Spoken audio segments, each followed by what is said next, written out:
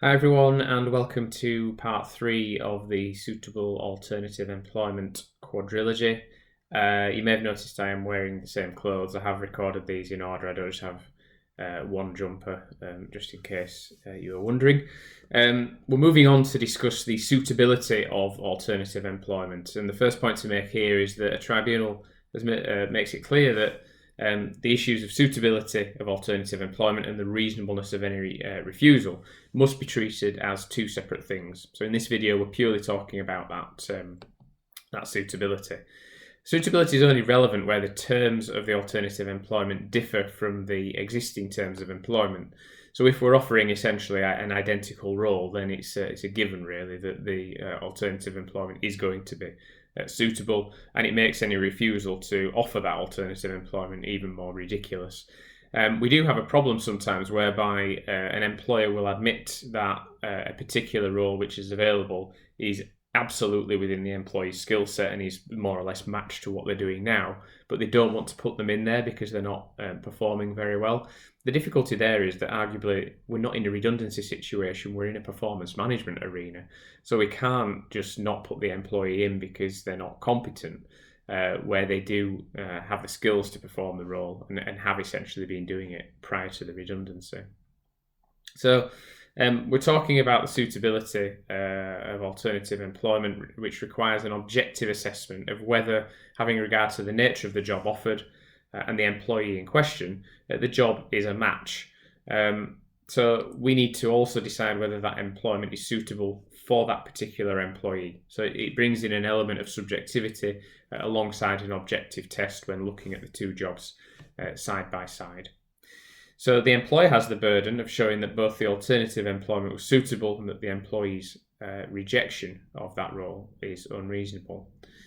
And in making an objective assessment of the suitability of alternative employment, the tribunal must look at the employee's skills, aptitudes and experiences, whether they meet the job requirements on offer, and the terms of that job themselves. So looking at status, place of work, the tasks required, pay, hours and responsibility, and how they compare to previous employment.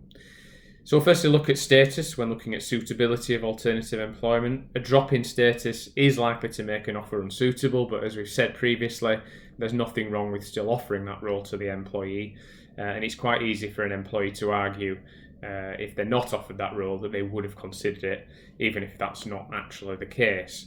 Even if pay is maintained, status can make a role unsuitable. And examples of where it is unsuitable include a headmaster being offered a job as one of a mobile pool of school teachers, and a canteen manager being offered a job as a canteen assistant under a manager employed by outside caterers. So very much fact sensitive in terms of that assessment. We have to look at the job content and tasks as well. So compare the two side by side again. A new job may fail to use an employee's current skills, or it makes demands that the employee cannot meet, even with a reasonable amount of training. An example we have is a 54-year-old who had worked as a hotel manager for 35 years, who was offered a low-grade manager's role, but which suddenly involved a significant amount of physical work. So the managerial tasks involved things like staff planning, budgeting, movement of stock, that sort of thing. The new role was much more physical, hands-on, and it was reasonable for a tribunal to conclude that that role was simply not suitable for the individual concerned.